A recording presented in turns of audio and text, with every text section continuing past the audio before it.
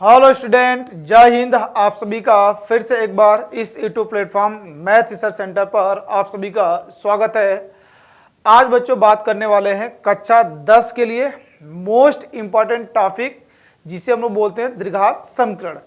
द्विघात समीकरण में आपके एग्जाम में चाहे पीछे कितना भी मॉडल पेपर आप उठाकर देख ले, हर साल द्विघात समीकरण के मूल की प्रकृति पर क्वेश्चन जरूर पूछा गया है और उसमें बच्चों को हमेशा कन्फ्यूजन होता है। वो कितना बार भी पढ़ लेते हैं, उन्हें हमेशा इस टॉपिक पर कन्फ्यूजन रहता है कि सर द्विघात समीकरण के मूल के प्रकृति के बारे में यदि पूछा जाता है तो हमें बहुत सारा दिक्कत होता है। तो आज उसी डाउट को क्लियर करने के लिए यह छोटा सा वीडियो बनाएंगे, लेकिन आपके एग्जाम के दृष्टिकोण से यह काफ़ी इंपॉर्टेंट होगा। मतलब 1 घंटा का आप वीडियो देखें, ये छोटा सा वीडियो देखें, दोनों बराबर है, आपको मिलेगा। दोनों में अंतर आपको क्या कुछ भी नहीं दिखेगा। तो छोटे से वीडियो में आपको द्विघात समीकरण का सारा कंसेप्ट बता देंगे जो आपके एग्जाम में पूछा जाएगा। सही है, तो चलिए स्टार्ट करते हैं द्विघात समीकरण और उस पर मूल के प्रकृति पर सीधा हम लोग बात करेंगे। ठीक है, तो स्टार्ट करते हैं बच्चों द्विघात समीकरण के मूल की प्रकृति। तो पहला काम मैं आपसे बोल रहा हूं द्विघात समीकरण। तो द्विघात समीकरण के लिए मैं आपसे बोलूं कि यदि द्विघात समीकरण होता क्या है, तो इतनी तो सभी को पता होगा कि सर द्विघात समीकरण का मतलब क्या होता है। एक ऐसा समीकरण जिसमें चर की घात क्या होता है, 2 होता है। कितना होता है, 2। तो द्विघात समीकरण के लिए मैं एक छोटा सा बात पूछ लूं कि द्विघात समीकरण क्या है, तो आपका जवाब आना चाहिए कि सर द्विघात समीकरण का मतलब ऐसा समीकरण जिसमें चर की घात कितना हो, 2 हो। जैसे हमारे सामने लिखा हुआ है ax² प्लस ए क्या bx plus c is equal to 0। जो पॉइंट बताएंगे बहुत बढ़िया से आप सुनना और आप देखना आपके एग्जाम में ऑप्शनल क्वेश्चन भी और इससे रिलेटेड जो क्वेश्चन आएगा बढ़िया से लगा लेंगे। सही है, तो द्विघात समीकरण क्या है, ax² प्लस bx प्लस सी, जहां पर a और b, जहां a b और एक क्या सी बिलोंग्स टू पूरा रियल नंबर, और साथ ही साथ क्या ए का वैल्यू कभी भी 0 नहीं होना चाहिए। अब सर ए का वैल्यू 0 क्यों नहीं होना चाहिए, क्योंकि ए का वैल्यू 0 हो गया तो द्विघात समीकरण बचेगा ही नहीं। क्योंकि यदि ए का वैल्यू 0 हो गया तो ए क्या हो जाएगा, स्क्वायर गायब हो जाएगा, तब ए क्या बचेगा, केवल रैखिक क्या बच जाएगा, रैखिक समीकरण बच जाएगा। तो द्विघात समीकरण होने के लिए सर पहला कंडीशन है कि ऐसा समीकरण जिसमें चर की घात कितना हो, 2 हो। चर बोले तो x हो सकता है, y हो सकता है, z हो सकता है, मतलब जिसके रूप में समीकरण दिया रहेगा उसमें जो चर है उसका घात कितना होना चाहिए, 2 होना चाहिए। तो सर पहली बात सर द्विघात समीकरण का रूप ऐसा दिखता है। दूसरी बात मैं आपसे पूछता हूं कि इस द्विघात समीकरण की घात, द्विघात समीकरण की घात, तो द्विघात समीकरण है सर, तो द्विघात समीकरण का मतलब सर जिसमें चर की घात कितना है, 2। तो इस समीकरण का जो मैक्सिमम चर की घात तो होगा वो इसकी क्या हो जाएगा, घात हो जाएगा। सही है। तीसरा पॉइंट मैं आपसे पूछता हूं कि जो ये द्विघात समीकरण का क्या दिखा रहा है, घात दिखा रहा है, तो सर इस घात का मतलब क्या होता है, तो यदि कोई भी समीकरण होता है उसमें मैक्सिमम जितना घात होता है, मैक्सिमम जितना घात होता है उसमें यक्स का वैल्यू उतना ही निकलता है। इसका मतलब क्या है सर कि यदि द्विघात समीकरण है तो द्विघात समीकरण मतलब यक्स का अधिकतम घात कितना है, 2 है। तो अधिकतम घात यदि 2 है तो सर इसमें यक्स का वैल्यू कितना पॉसिबल हो सकता है, 2 हो सकता है। कितना हो सकता है, 2 हो सकता है। तो 2 होगा तो मैं आपसे बोलूंगा कि सर यक्स का वैल्यू 2 हो सकता है, तो यक्स के वैल्यू को द्विघात समीकरण में एक बात से हम लोग जानते हैं जिसे हम लोग क्या बोलते हैं, मूल बोलते हैं। तो द्विघात समीकरण का, द्विघात समीकरण का मूल, तो मूल का मतलब क्या होता है, उस द्विघात समीकरण के यक्स का वैल्यू, इसे हम लोग क्या बोलते हैं, रूट बोलते हैं। तो यदि ये द्विघात समीकरण है तो इसके मूलों की संख्या मैं आपसे पूछूं कि बताइए इसके मूलों की संख्या, तो मूलों की संख्या कितना हो जाएगा, तो आप बोलेंगे सर अभी आप बताएं कि समीकरण में यक्स का मैक्सिमम घात कितना है, 2 है, तो मतलब सर द्विघात समीकरण की घात भी क्या है, 2 है, तो उसके मूलों की संख्या भी कितना हो जाएगी, 2 हो जाएगी। तो ये द्विघात समीकरण की क्या है, मूलों की संख्या। बोले इतनी बात क्लियर है। तो यदि द्विघात समकरण के मूलों की संख्या आपको पता चल गया तो सर इसके मूल कैसे कैसे हो सकते हैं, मेन टॉपिक पर बात करते हैं। तो चौथी बात मैं आपसे बोल रहा हूं, एकदम आराम से सुना, सब इंपॉर्टेंट टॉपिक बताऊंगा जो आपको ऑप्शनल सीधा सीधा दिखेगा। वीडियो छोटा होगा लेकिन कंटेंट काफी इंपॉर्टेंट होगा, सही है ना। तो मूलों की संख्या कितना हो जाएगा, 2 हो जाएगा। यदि मैं आपसे बोल लेता हूं कि यदि ये द्विघात समीकरण ax² plus abx plus c equal to 0, तो सर यदि इसके मूलों की संख्या 2 है तो इसके मूल कैसे कैसे हो सकते हैं। तो इसके मूलों की गणना करने के लिए कि इसके मूल कैसे होंगे, तो दुनिया में एक चीज आएगा निकलकर जिसे हम लोग क्या बोलते हैं, विविक्त कर। क्या बोलते हैं, विविक्त कर, जिसे इंग्लिश में बोलते हैं डिस्क्रिमिनेंट। विविक्त कर क्या होता है, जिसे हम लोग डी से नोट करते हैं, डी बराबर क्या, b² माइनस 4ac। तो ये हम लोग का क्या है, विविक्त कर।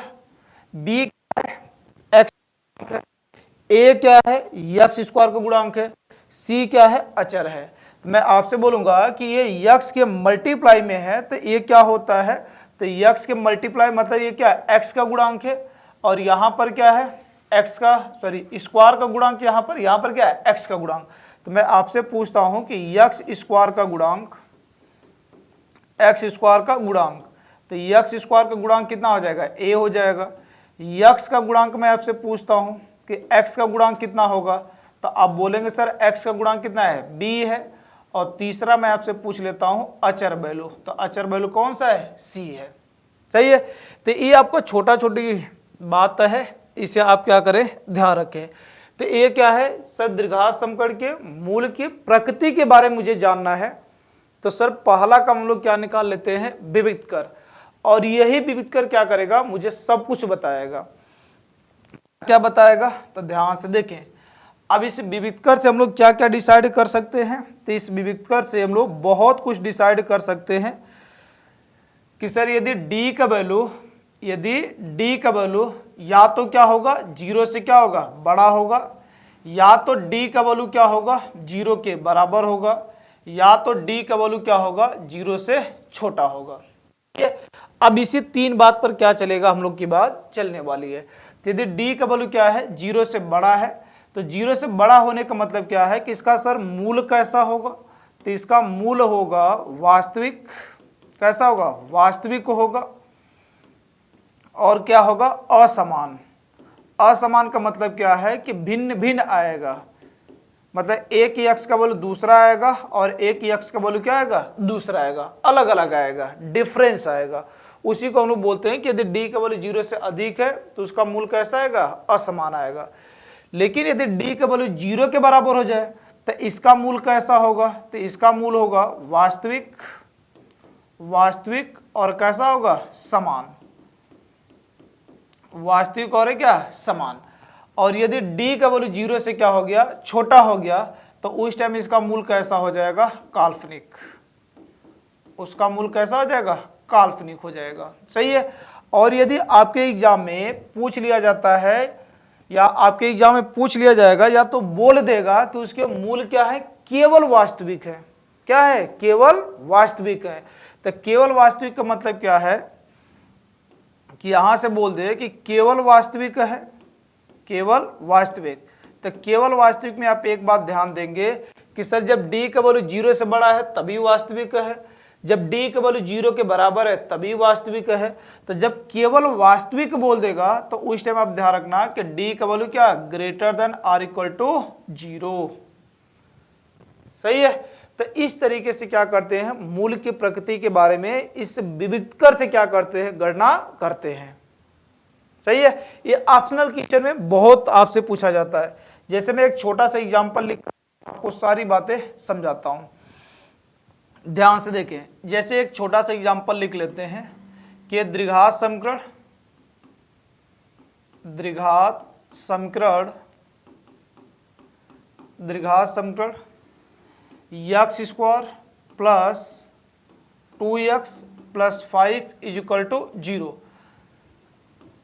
के मूल की प्रकृति, मूल की प्रकृति, ठीक है। और 4 ऑप्शन आपके सामने दिया रहेगा। तो 4 ऑप्शन दिया रहेगा तो हम लोग कैसे डिसाइड कर लेंगे? तो मैं आपसे बोला कि केवल आपको विविधकर निकालना है और पता कर लेना है। तो बताओ क्या है? x square plus 2x plus 5 is equal to क्या? 0। अब यही द्विघात समीकरण दिया गया है, तो मैं आपसे बोला विविधकर निकालने के लिए आपको 3 चीज चाहिए, a का वैल्यू, b का वैल्यू, c का वैल्यू। तो मैं आपसे पूछ लेता हूं कि ये क्या द्विघात समीकरण quadratic equation ax square plus bx plus c is equal to 0 से क्या करने पर तुलना। तो यदि इसे तुलना कर लेंगे तो बताया जरा ध्यान से, x स्क्वायर का गुणांक, x स्क्वायर का गुणांक, तो x स्क्वायर का गुणांक कितना है? a है। इसमें x स्क्वायर का गुणांक कितना है? 1 है। इसमें x का गुणांक कितना है? b। इसमें x का गुणांक कितना है? तो बोलेंगे 2। अचर वैल्यू कितना है? c। इसमें अचर वैल्यू कितना है? 5 है। अब इसका आप क्या कर लें? d चेक कर लें। d बराबर क्या होता है? b square minus 4ac। सही है, a तो होता है। अब यहां से d का वैल्यू निकालेंगे, तो जरा रखें और बताएं फटाफट आंसर कि क्या होने वाला है। सही है, तो अब यहां पर b का वैल्यू क्या दिया है? 2, तो 2 का स्क्वायर माइनस 4 इंटू ए सी, ए का वैल्यू 1 और c का वैल्यू कितना आ गया? 5। तो ये 4 हो जाएगा, माइनस ये 5 चौका 20, कितना आ जाएगा? माइनस 16। तो अब देखेंगे सर d का जो वैल्यू है वो कितना आ गया? माइनस का कितना आ गया? 16। तो माइनस 16 होने का मतलब क्या है कि सर ये क्या है? 0 से क्या है? छोटा। ये 0 से क्या है? छोटा। तो आप बोलेंगे सर कि माइनस होने का मतलब सर ये 0 से क्या है? छोटा है। तो जब 0 से छोटा होता है तो इसका मूल प्रकृति कैसा होगा? तो अभी मैं आपसे पीछे बताया कि यदि 0 से छोटा है, 0 से क्या है? छोटा, तो उसके मूल की प्रकृति कैसा होने वाला है? काल्पनिक होने वाला है। सही है, तो आप यहाँ बताया जरा ध्यान से कि इस क्वेश्चन में मैं आपसे पूछता हूं कि इसके मूल की प्रकृति कैसा होगा, तो आप बोलेंगे सर 0 से क्या है? छोटा है। तो 0 से छोटा है तो मतलब इसके मूल की प्रकृति कैसा हो जाएगा? तो आपके ऑप्शन में दिया रहेगा ये कैसा होगा? काल्पनिक। कैसा होने वाला है? काल्पनिक होने वाला है। सही है, एक छोटा सा एग्जाम्पल लिखकर और दिखाते हैं। ये द्विघात समीकरण x स्क्वायर माइनस x और ये माइनस 1 इज इक्वल टू 0। अब इसके मूल की प्रकृति निकालना है, तो सीधा काम आप बोलेंगे कि सर कंपेयर करके पहले ए बी सी का वैल्यू निकालते हैं। ax square b x plus c is equal to 0 से क्या करने पर? तुलना। तो यहाँ से बताएं a का वैल्यू कितना आ जाएगा? तो आप बोलेंगे सर 1, b का वैल्यू कितना हो जाएगा? माइनस 1 और c का वैल्यू कितना आ जाएगा? माइनस 1। सही है, अब d का वैल्यू निकाल ले, तो d बराबर क्या होता है? b square minus 4ac। b बोले तो माइनस 1 का स्क्वायर माइनस 4a का वैल्यू कितना दिया हुआ है? तो आप बोलेंगे सर a का वैल्यू कितना है? 1 है, और इंटू c का वैल्यू कितना है? माइनस 1 है। तो क्या हो जाएगा? माइनस 1 के स्क्वायर 1, माइनस माइनस प्लस ये 4, कितना हो जाएगा? 5। मतलब सर ये 0 से क्या है? बड़ा है। तो जब 0 से बड़ा है तो इसका मतलब क्या है? 0 से बड़ा है तो इसका मूल कैसा होगा? वास्तविक, और क्या होगा? असमान होगा। सही है, तो ये क्या होगा? मूल इसका कैसा होगा?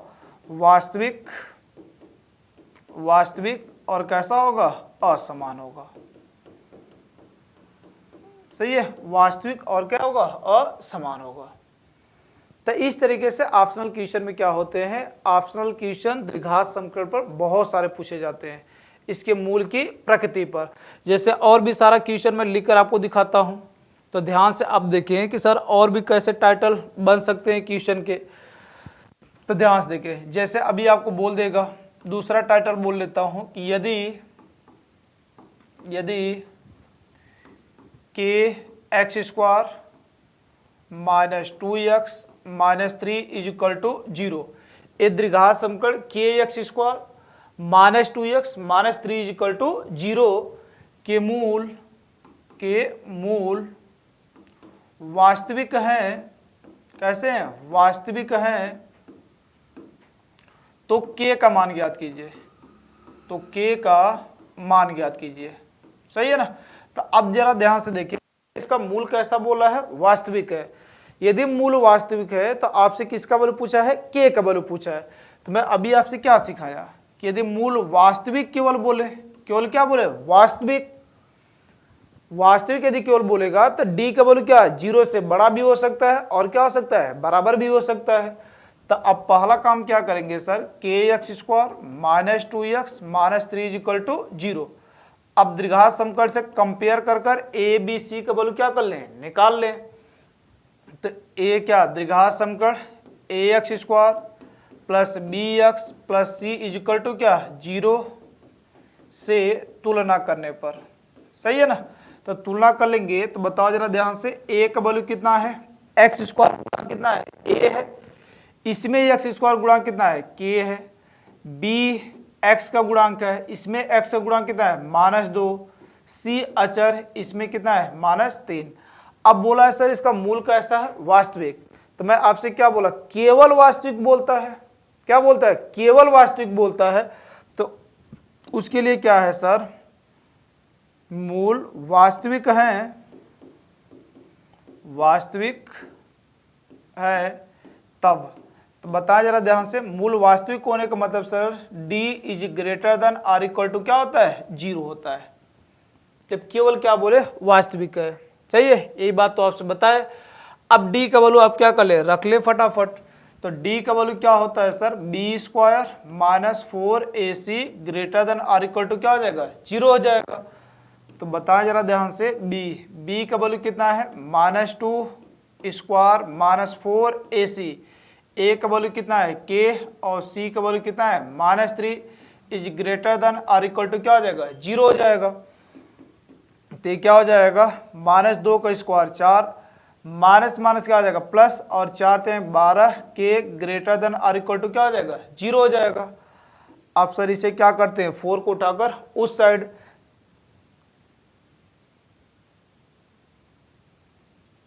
एक मिनट, ये क्या हो गया, चले ध्यान देखिए, ए क्या, 4 को उठाकर उस साइड करेंगे तो ये क्या आ जाएगा, 12 k is greater than or equal to 4 plus है, उधर जाएगा क्या आ जाएगा, -4 हो जाएगा, सही है।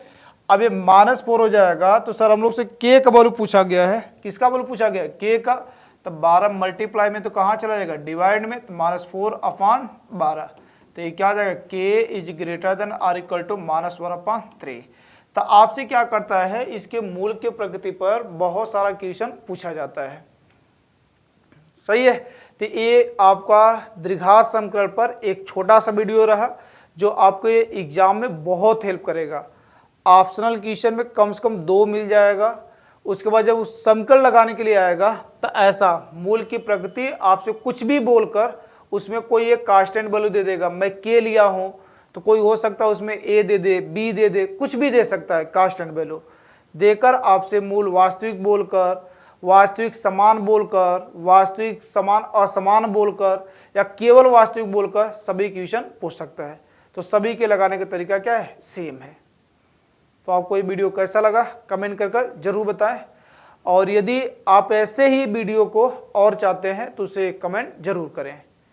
आपका सबसे डाउटफुल जो टॉपिक है उसे आप कमेंट करें, मैं नेक्स्ट वीडियो में उसी को लेकर आऊँगा, सही है। तो मिलते हैं नेक्स्ट में, आज के लिए इतना, धन्यवाद।